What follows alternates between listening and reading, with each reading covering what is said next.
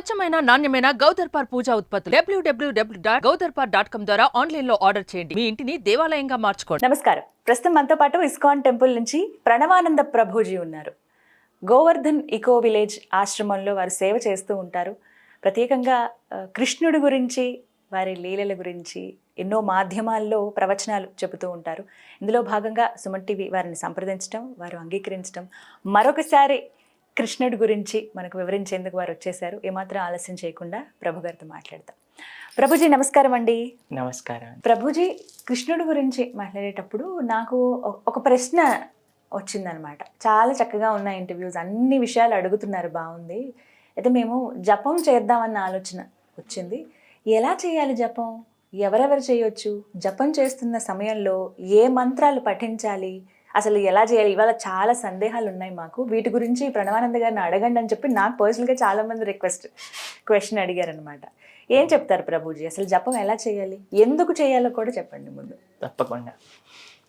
కలియుగంలో తరించడానికి మార్గం ఏంటి అని ఒక ప్రశ్న పరీక్షిత మహారాజ్ గారు శుకదేవ గోస్వామిని అడుగుతారనమాట.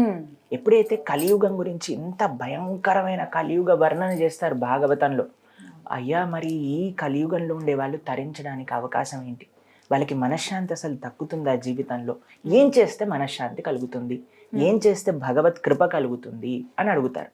అప్పుడు చెప్తారు, కలోదోష నిధేరాజన్ అస్తి ఏకోన్మహాన్ గుణాన్ కీర్తనాత్ ఏవ కృష్ణస్య ముక్త సంగ పరం వ్రజేత్. కలో దోష నిధి. కలియుగం అంటే దోషాలకి నిధి అట. అటువంటి కలియుగంలో ఒక మానవుడికి ప్రశాంతత రావాలన్నా, భగవంతుని చేరుకోవాలన్నా మార్గం ఏంటి అంటే సులభమైన మార్గం భగవన్నామాన్ని జపం చేయటం. మీరు డాక్టర్ దగ్గరికి వెళ్ళారనుకోండి, ఇప్పుడు తలనొప్పితో వెళ్ళారనుకోండి, ఒక మాత్ర ఇస్తారు. కడుపు నొప్పితో వెళ్ళారనుకోండి, ఇంకొక మాత్ర ఇస్తారు. జ్వరంతో వెళ్ళారనుకోండి, ఇంకొక మాత్ర ఇస్తారు. ఒక్కొక్క రోగానికి ఒక్కొక్క మాత్ర అంటుంది. ఒక డాక్టర్ చెప్పారనుకోండి, నేను ఒకటే మెడిసిన్ ఇస్తా, ఏ రోగం వాళ్ళైనా రాండి అని అంటే వెళ్తామా మనం? లేదు. కాబట్టి ఒక్కొక్క యుగానికి మన శాస్త్రం ఒక్కొక్క మాత్ర ఇచ్చిందనమాట. కృతేయ ధ్యాయతో విష్ణుం త్రేతాయాం యజతోమకై ద్వాపరే పరిచర్యాయాం కలో తత్ హరికీర్తనం అని అన్నారు. కృతయుగంలో ఏంటి భగవంతుని చేరుకోవడానికి మార్గము అని అంటే ధ్యానం చేయటం అట. మీకు విషయం తెలుసా అండి? ధ్యానం చేయడానికి కూర్చునే ఆసనం ఉంటుంది కదా, కరెక్ట్ పోస్చర్ లో కూర్చోవడానికి సాధన 10 సంవత్సరాలు పడుతుందట, కేవలం పోస్చర్ కరెక్ట్ చేసుకోవడానికి, కూర్చోవడానికి. అమ్మో. ఇప్పుడు మీరు చెప్పండి, కలియుగంలో ఉండే మనకి లైఫ్ ఎక్స్పెక్టెన్సీ ఇప్పుడు 70 ఇయర్స్కి వెళ్ళిపోయింది. 10 సంవత్సరాలు మనం కూర్చోటంలో పెడితే ధ్యానం చేసేటప్పుడు ఆ ధ్యానం ఫలించేది ఎప్పుడు? కృతయుగంలో వందలాది సంవత్సరాలు, వేలాది సంవత్సరాలు బ్రతుకుతూ ఉండేవాళ్ళు. కాబట్టి వాళ్ళకి ఆ టైం ఉండేది, పీస్ఫుల్ గా వాళ్ళు ధ్యానం చేసుకుంటూ భగవంతుని ప్రసన్నం చేసుకునేవాళ్ళు. అందుకే మనం వింటాం, ధ్రువుడు ఇన్ని సంవత్సరాలు చేశారు అని, ఈ మహర్షి, ఈ యోగులు ఇన్ని సంవత్సరాలు చేశారు. కానీ అంత సమయం మన దగ్గర లేదు. కృతేయ ధ్యాయతో విష్ణుం త్రేతాయాం యజతో మకై. త్రేతాయుగంలో భగవంతుని చేరుకోవడానికి మార్గం ఏంటి అంటే యజ్ఞయాగాది క్రతువులు చేయడం అన్నమాట. కలియుగంలోకి వద్దాం. యజ్ఞం చేయాలంటే ఏం కావాలి? ఒక హోమగుండం కావాలి, ఆవు నెయ్యి కావాలి. మనకి అసలు ఇప్పుడు దొరికేవి ఆవు పాల అనేది చాలా పెద్ద ప్రశ్నార్థకం. టీవీలలో మనం చూస్తూ ఉంటే మాధ్యమంలో అందరూ కూడా అందులో ఏదో సర్ఫ్ కలుపుతున్నారని, షాంపూ కలుపుతున్నారని, కెమికల్స్ కలుపుతున్నారని, మొత్తం కలిపియే. కాబట్టి ఆవు అసలు పాలు ఇస్తుందా? ఆ పాలు మన దగ్గరకు వస్తున్నాయా? మీకు యజ్ఞానికి యూజ్ చేయాల్సిన నెయ్యి ఎలా తయారు చేయాలో తెలుసా? పాలని మట్టి కుండలో కట్టెల పొయ్యి మీద కాచాలి. దాని తర్వాత దాన్ని పెరుగు తోడేయాలి. పెరుగుని చిలికి వెన్న తయారు చేయాలి. వెన్నలో నుంచి వెన్న కాచితే వచ్చిన నెయ్యితో యజ్ఞం చేయాలి. అలాంటి నెయ్యి జస్ట్ పేరుకి ఇలా చేసిన నెయ్యి ఇప్పుడు కనీసం ఒక 5,000 రూపాయలు పర్ కేజీ అమ్ముతున్నారు. ఒక యజ్ఞం మంచిగా చేయాలి అని అంటే సుమారుగా ఒక 15 నుంచి 20 కేజీల నెయ్యి సరిపడుతుంది. ఇప్పుడు మనం ఎక్కడి నుంచి ఆ నెయ్యి తీసుకొస్తాం? అలా మంత్రాన్ని చెప్పి, ఇంతకు ముందు యుగాలలో ఎలా చేసేవాళ్ళండి యజ్ఞము అని అంటే, అశ్వమేధ యజ్ఞం అని విన్నారా మీరు? అశ్వమేధ యజ్ఞం అంటే ఏం చేసేవాళ్ళంటే, యజ్ఞం లోపలికి ఒక గుర్రాన్ని వేసేవారు అన్నమాట. వేస్తే ఆ గుర్రం చనిపోయేది కాదు, యజ్ఞం లోపల నుంచి ఒక మనుష్య శరీరాన్ని తీసుకొని బయటకు వచ్చేది. అంత ప్యూర్గా ఆ మంత్రాన్ని పఠన చేస్తూ ఉండేవాళ్ళు అనమాట అప్పుడుండే ఆ పండితులందరూ కూడా. ఇప్పుడు మనం ఏమైనా నేస్తూ వస్తుందా అండి యజ్ఞంలో నుంచి? చాలా కష్టం అది.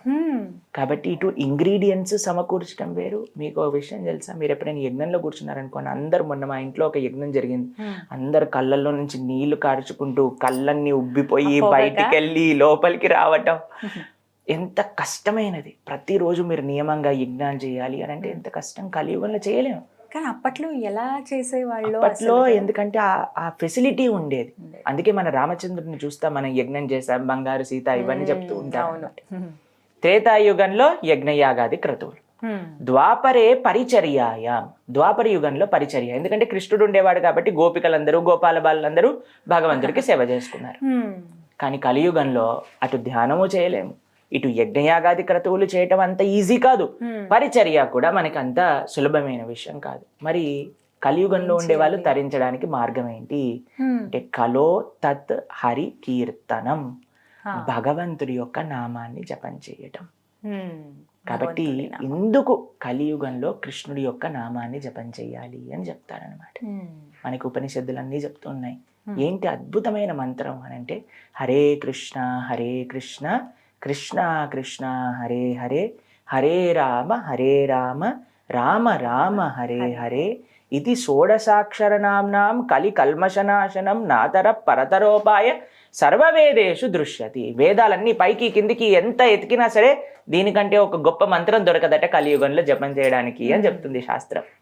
కాబట్టి చాలా మంది అడిగే ప్రశ్న ఏంటి తెలుసా అంటే నెక్స్ట్ ఎవరెవరు చెప్పాలి, ఏంటి నియమాలు, ఎలా చేయాలి? ఇది చాలా మందికి ఉన్న సందేహాలండి. అయితే మీకు చెప్తాను. ఈ హరినామం చేయడానికి ఎటువంటి నియమాలు లేవు. ఎవరైనా చెప్పచ్చు, ఎటువంటి పరిస్థితుల్లోనైనా చెప్పచ్చు. మనకి కొన్ని అశౌచములు వస్తాయి కదా, ఆ పరిస్థితులలో కూడా ఈ హరే కృష్ణ మహామంత్రాన్ని చెప్పచ్చు. ఈ యొక్క మంత్రానికి ఆ యొక్క స్పెషల్ ఫెసిలిటీ అనేది ఉందన్నమాట. కాబట్టి ఈ మంత్రం ఎలా జపం చేయాలో చెప్పిస్తాను చూడండి. దీన్ని జపమాల అని అంటారు, మీ అందరికీ తెలుసు, మీ అందరి దగ్గర ఉంటుంది ఇంట్లో. అయితే ఈ మాలలో 108 మనులు ఉంటాయి, బీడ్స్ అని అంటారు, జపా బీడ్స్ అని అంటారు అనమాట. అయితే ఈ పైన దానిపైన అన్నిటికంటే పెద్ద దానిపైన జపం చేయకూడదు. దాని తర్వాత నుంచి మనం స్టార్ట్ చేయాలి జపం చేయటం. ఈ వేలు ఎప్పుడు కూడా మనం జపంలో వాడం, ఎందుకంటే దీన్ని చూపుడు వేలు అని అంటారు. నువ్వు ఇలా తప్పు చేసావు, నువ్వు ఇలా తప్పు చేసావు.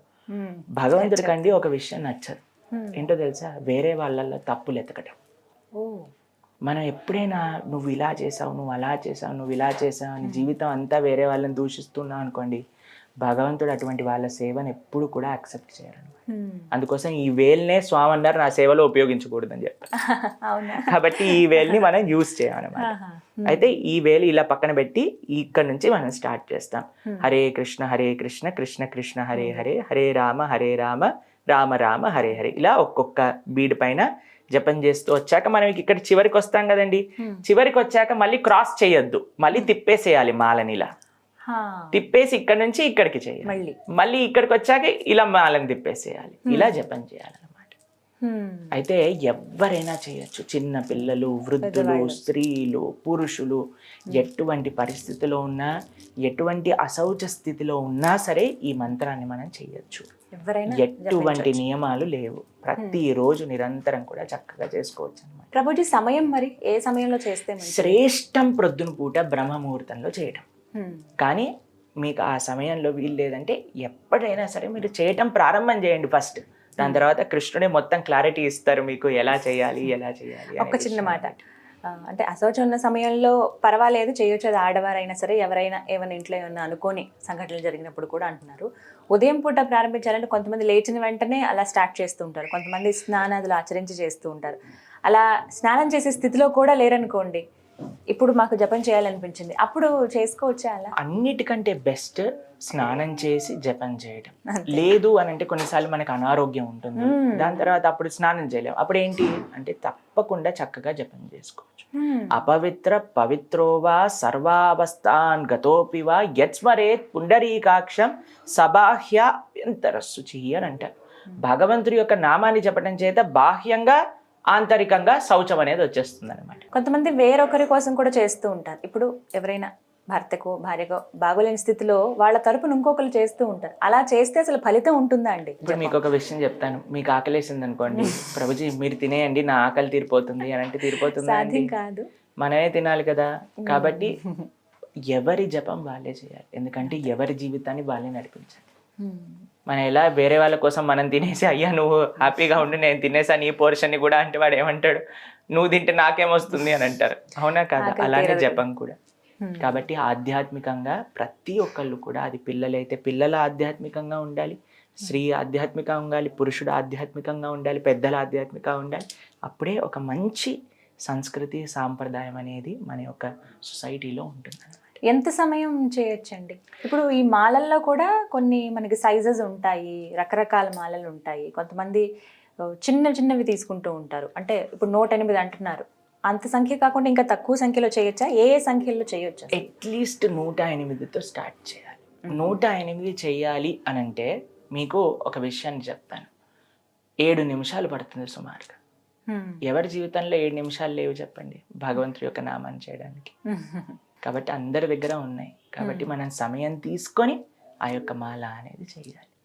కాబట్టి 7 minutes అంతే, ఈజీ. ప్రభుజీ ఇళ్ళ దగ్గర చేయొచ్చా లేకుంటే ఆలయంలో మాత్రమే ఇలా చేయాలా? ఇంట్లో ఎక్కడైనా సరే, మీరు ఫ్లైట్ లో ఉన్నా, ఇంట్లో ఉన్నా, షిప్ లో ఉన్నా, ఎక్కడున్నా సరే మీరు హ్యాపీగా మంత్రం చేసుకోవచ్చు. నేల మీద, గాలిలో, నీళ్లలో ఎక్కడున్నా సరే జపించుకోవచ్చు అనమాట. తప్పకుండా. నియమాలు ఏమన్నా పాటించాలండి? జపం చేస్తున్నారు, మేము ఇలా దీక్షలాగా తీసుకుంటున్నాం అన్నవాళ్ళు ఎన్ని రోజులు అలా తీసుకోవచ్చు?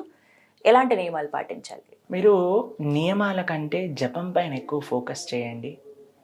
ఆ జపం ఎప్పుడైతే మనం పాజిటివిటీని ఎక్కువగా మన జీవితంలో తీసుకుంటూ ఉన్నాం అనుకోండి, అలానే నెగిటివిటీ పోతూ ఉంటుంది. కాబట్టి మీరు ఫస్ట్ జపం స్టార్ట్ చేయండి చేయటం. నియమంగా కొన్ని రోజులు చేస్తాం, 21 రోజులు చేస్తాం, ప్రతిరోజు కూడా నియమంగా ఒక 2 మాలలు చేస్తామని ఈ మంత్రాన్ని జపం చేయండి. మీరు కొన్ని రోజులలో మీకే ఆ మంచి విషయాలు, మీకే ఇంకా ఎంతూజియాజం, ఎలా ముందుకెళ్ళాలి భక్తిలో అనే విషయాలు, ఆ ప్రేరణ అంతా కూడా ఆ జపమే మనకి ఇస్తుంది అన్నమాట. ఏమైనా పని చేసినప్పుడు పరిహారం గురించి చాలా మంది అడుగుతూ ఉంటారు. దానివల్ల మాకేంటి ఉపయోగం, మేము ఏం పొందగలుగుతాము జపం చేస్తే అని అడిగేవాళ్ళు ఉన్నారు. ఖచ్చితంగా అది ఆశిస్తారు, మానవ మాత్రలుగా అది మనకి సహజం ఏముంటుందని. అలాంటి వాళ్ళకి ఏం చెప్తారు జపం చేస్తే? మీరు ఎప్పుడైనా డబ్బులు లెక్క పెట్టారా అండి? లెక్క పెట్టినప్పుడు ఎలా లెక్క పెడతారు? డబ్బులు ఇలా తీసుకొని 1 2 3 4 5 6 7 8 9 10 ఇలా లెక్క పెడతారా? అవును, మీరందరూ కూడా లెక్క పెట్టే ఉంటారు కదండి డబ్బులు. అయితే మనం డబ్బులు లెక్క పెట్టినప్పుడు ఇలా బయటికి ఇలా చేస్తూ చేస్తూ లెక్క పెడుతూ ఉంటాం. కానీ మీరు చూసారనుకోండి, జపం చేస్తున్నప్పుడు హరే కృష్ణ కృష్ణ కృష్ణ హరే హరే, హరే రామ రామ రామ హరే హరే అని లోపలికి అంటూ ఉంటారు. మీరు ప్రతిరోజు కూడా మీ మొత్తం ఎనర్జీని స్పెండ్ చేసి అర్జన చేసే ఈ డబ్బులు ఎప్పటికైనా సరే బయటికి వెళ్ళిపోయేవి.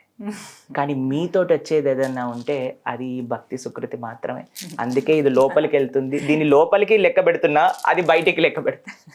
కాబట్టి లోపలికి వచ్చేది మనతో ఎల్లప్పుడూ ఉండేదాన్ని మనం తప్పకుండా శ్రద్ధగా చేయాలి కదండి. మీతోటి వచ్చేది మాకేమొస్తుంది అని అంటే ఇదే మీతోటి వచ్చేది, ఇంకేది రాదు. చాలా బాగా చెప్పారు గురూజీ, థ్యాంక్ యూ.